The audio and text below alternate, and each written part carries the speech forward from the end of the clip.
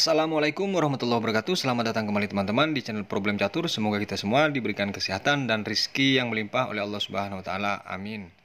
Setelah dinobatkan sebagai juara dunia pada tahun 70-an, Bobby Fischer menghilang dari dunia percaturan dan tiba-tiba dia harus muncul ke permukaan karena dipanggil oleh FIDE untuk Dwi tarung kembali dengan Boris Spassky dengan hadiah yang fantastis. Dan ini teman-teman, partai di babak keempat Dwi tarung tersebut, putih dipegang oleh Boris Spassky dan hitam dipegang oleh Bobby Fischer. Dimulai dari D4, dijawab D5 oleh Fischer, C4 dan diterima gambit menteri oleh Fischer ini teman-teman. Kuda F3 dan kuda F6, E3, E6 dan di sini langsung dipukul oleh Spassky. C5. Mengajak pertukaran, memilih rokade dari Spassky. A6 dan di sini baru diterima teman-teman. Menteri kali menteri, benteng kali menteri dan di sini gajah mukul pion. Dilanjutkan dengan B3. Kuda B ke D7. Gajah B2 dan B6. Kuda C3. Pengembangan di sini dari Spassky dimulai teman-teman. Gajah B7. Benteng ke C1 dan gajah ke E7. Kuda ke D4 dan benteng ke C8. Melirik gajah terang sekaligus mengancam kuda nantinya, dijawab dengan F3. Dilanjutkan B5 dan gajah ke E2. Gajah C5, raja F1 dan raja E7. Fischer tidak memilih untuk rokade teman-teman. E4, G5. Dilanjutkan dengan kuda B1, G4, gajah A3 dan B4. Langsung dipukul oleh Spassky. Di sini Spassky teman-teman menukar kualitas, karena jika dipukul dengan benteng tentu kualitas akan kembali, hanya ditukar dengan satu pion. Ternyata dari Fischer memukul dengan kuda, dipukul oleh gajah sekaligus mungkin kuda di sini.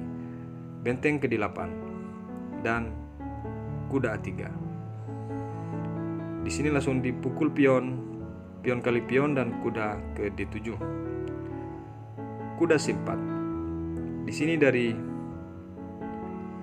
Bobby Fischer tidak melepaskan pin yang dilakukan oleh Spassky teman-teman. Gajah ke A8 dilanjutkan dengan raja ke F2. Benteng G8. Dan di sini H4. Dibalas dengan benteng C7, kuda C2 dan benteng B8. Gajah A3, H5. Benteng G1 dan raja ke F6. Sekarang baru melepaskan pinnya dari Fischer teman-teman.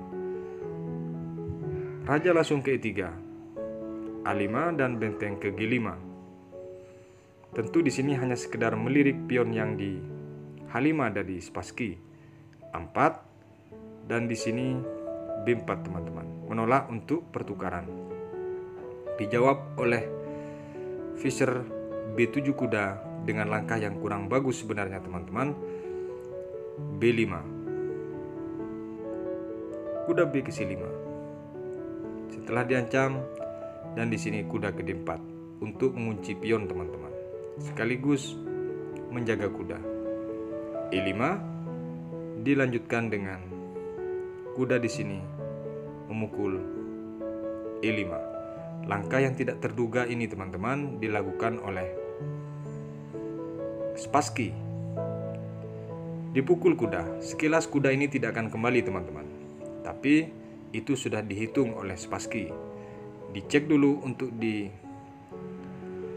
diusir sementara raja setelah lari ke G7, maka dipukul di sini teman-teman.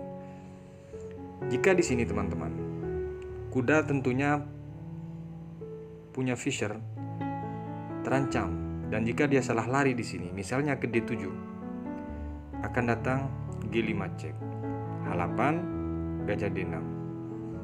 Walaupun di sini tidak mungkin didapat benteng karena dia akan cek C3, ke D3 dan ke D8. Tapi akan berdampak langkah yang kurang bagus nanti di akhir permainan teman-teman. Raja G8 pun D2 dan di sini harus dipukul karena langkahnya terbatas dari hitam teman-teman. Setelah pertukaran Tentu di sini kualitas kembali, di mana dari Spassky unggul pion. Kembali ke posisi di saat benteng ini mukul kuda, teman-teman. Langkah partai di sini Fischer dengan atraksi trik yang cukup bagus sebenarnya, cuman gagal, teman-teman. Kuda ini dipukulkan ke pion. Namun dari Spassky tahu dampak ketika dipukul akan terjadi kompleks kombinasi di sini. Karena akan datang cek oleh benteng. Di sini dari Spassky, teman-teman, menjawab gajah ke D3 dan benteng ke C3. Setelah di sini gajah ke B4, dijawab dengan dipukul, dikembalikan kualitas oleh Spassky ke Fischer, teman-teman. Setelah dipukul, kuda ke F6. Dilanjutkan dengan gajah ke D6. Fischer menjawab benteng ke C8. Dicek oleh Spassky, dilanjutkan H7. Dan di sini gajah ke E5. Kuda ke E8. Tentu ancamannya mendorong pion F7 ke F6. Dan di sini, teman-teman, dipukul cek. G6 dibalas dengan cek kembali. H7 di sini. F4. Setelah F6, benteng F5. Raja G6, B6. Inilah detik-detik dari Bobby Fischer menyerah karena kalah pion atau karena kalah adu trik, teman-teman.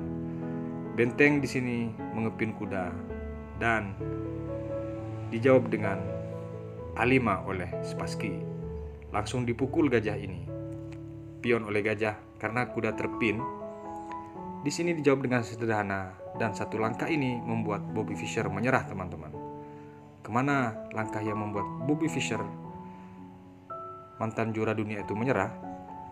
Hanya dengan langkah yang sangat sederhana. Mungkin teman-teman ada yang tahu trik dari satu langkah yang membuat dari Bobby Fischer menyerah? Silakan ditebak. Baik, langkah yang dimaksud membuat dari Bobby Fischer menyerah hanya dengan cek dengan pion H5. Ternyata pion ini kunci jawaban kemenangan dari Spassky, teman-teman. Jika di posisi ini, teman-teman, dipukul oleh gajah, maka yang akan datang pion B7. Tentu di sini meminta satu perwira, teman-teman.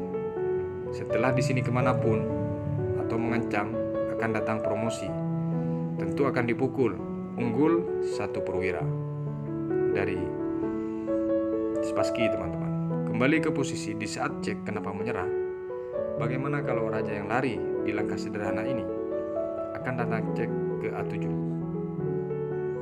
Dan setelah kemanapun raja akan datang E3, mencoba mendekati gajah di sini.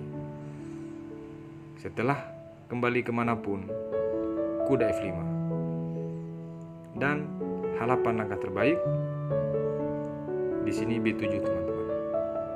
Tentu di sini lagi-lagi minta satu perwira.